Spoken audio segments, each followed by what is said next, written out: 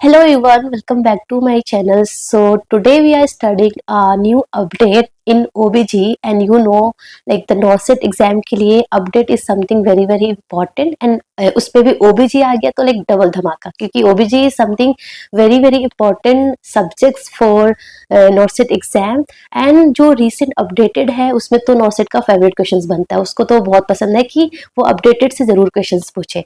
तो जो हमारा active management of third stage of labour है उस पर हमारा न्यू अपडेट आया है, उसमें क्या चीजें ऐड हुई है, क्या चीजें एलिमिनेट हुई है, वो आपको एक फटाफट आपको पढ़ लेना है क्योंकि active management of third stage of labour is very important question many times asked in the exam. ठीक है ना। सो इस टाइम भी वो पूछ सकते हैं और अपडेटेड हो गया तो बहुत हाई चांस है पूछने का।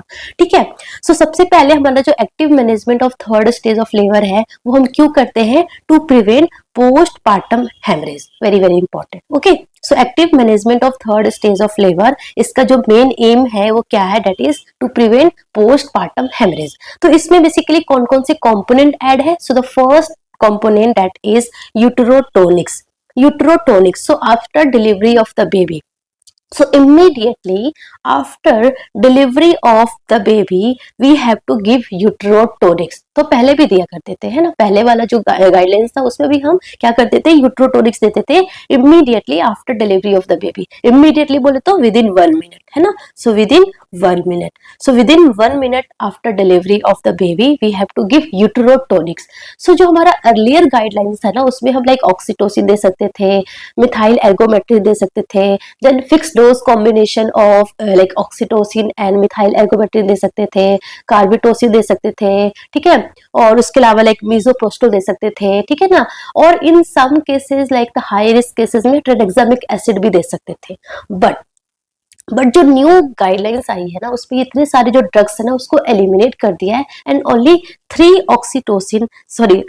यूटेरोटोनिक्स has included in this guidelines. वो कौन कौन सी है? फर्स्ट हमारा ऑक्सीटोसिन है, सेकंड कार्बिटोसिन है, थर्ड हमारा मीजोप्रोस्टोल है।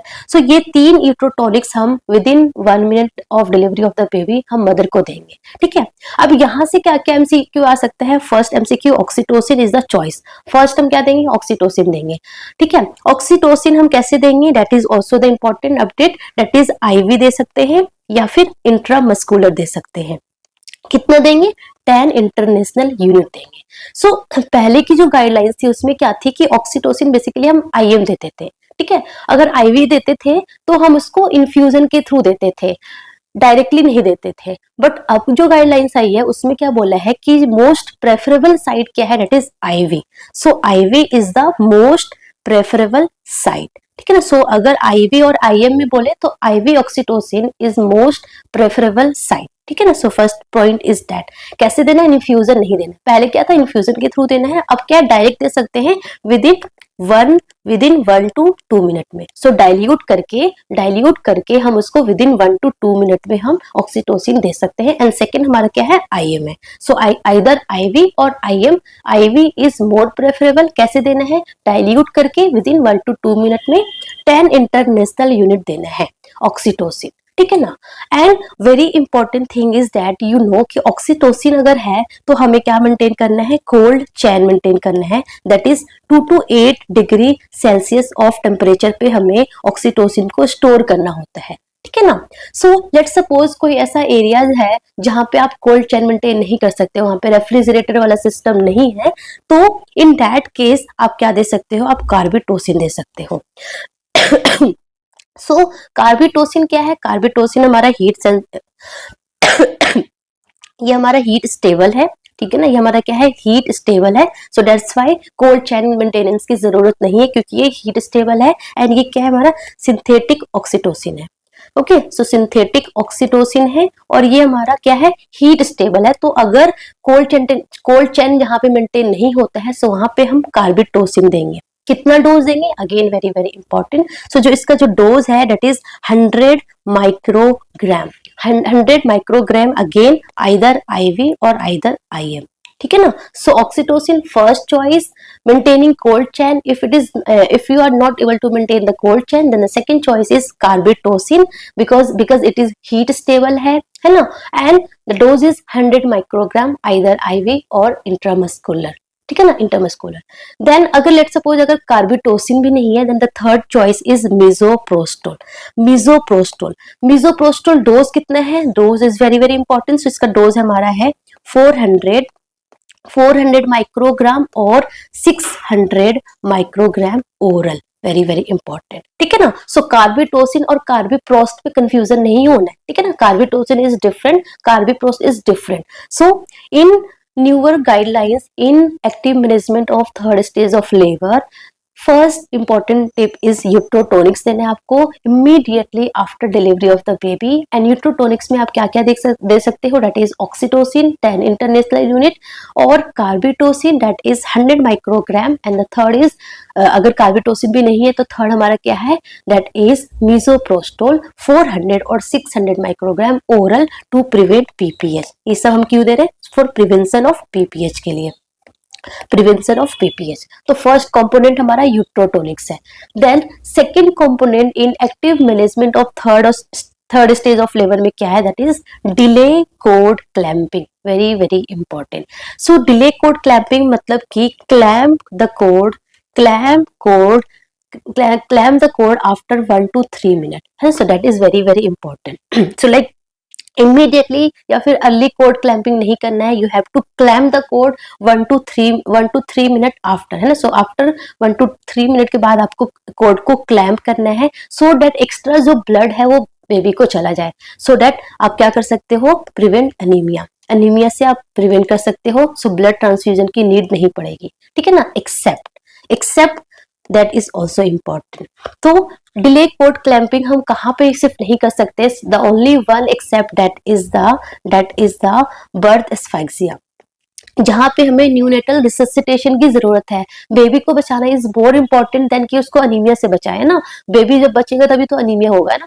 लाइक अगर बेबी ही नहीं बचेगा तो ब्लड कम हो या ज्यादा हो क्या हुआ, अगर बेबी बचेगा तो हम बाद में उसको ब्लड भी ट्रांसफ्यूज कर सकते हैं। सो इन केस ऑफ बर्थ एस्फाइक्सिया, अगर बर्थ एस्फाइक्सिया है तो हमें फटाफट न्यूनेट को क्या करना होगा, रिससिटेट करना होगा। सो इन दैट केस हम डिले कोड क्लैंपिंग नहीं करेंगे। Otherwise in all the condition we have to do a delay cord clamping and it is included in active management of third stage of labor. So that is the second component. Then third component क्या है, third component हमारा है delivery of the placenta by controlled cord traction. Very important. हमें जो baby को जो placenta, sorry baby नहीं placenta, delivery of the placenta by controlled cord traction, very very important. So controlled cord traction, it is also known as modified brand induced technique, ठीक है ना। सो इसमें हम बेसिकली क्या करते हैं, जो हमने कोड को क्लैम्प किया उसको वन हैंड से कोड को जेंटली डाउनवर्ड की तरफ हम लाइक मूव करते हैं और वन हैंड को क्या करते हैं, प्यूबिस सिम्फाइसिस पे रखते हैं। प्यूबिस सिम्फाइसिस पे लाइक अपवर्ड और लाइक बैकवर्ड हम ऐसे पुश करते हैं। धीरे धीरे हम बाई जेंटल कोड ट्रैक्शन के थ्रू हम क्या करते हैं, कोड को बाहर करते हैं। बट अपडेट में क्या है, अपडेट में ये है कि this controlled cord traction is only done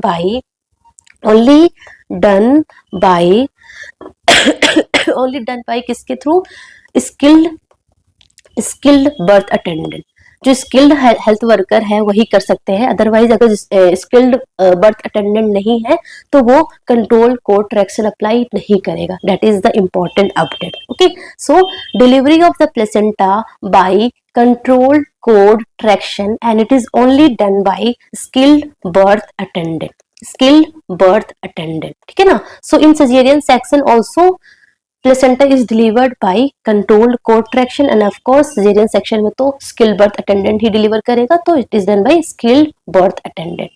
मे भी हो सकता है एग्जाम में वो इमेज के थ्रू बोल सकते हैं। सो ये जो इमेज आपको दिख रहा है that is the image of controlled cord traction और ब्रांड एंड रीयूज टेक्निक, ठीक है ना। So that is the important thing. सो ये हमारे 3 कंपोनेंट इंक्लूडेड है in active management of third stage of labour, that is uterotonics, delay cord clamping and the delivery of placenta by controlled cord traction only by skilled birth attendant, ठीक है ना।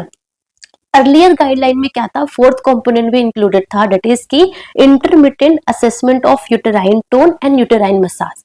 सो वो अब क्या हो गया, शिफ्ट हो गया है.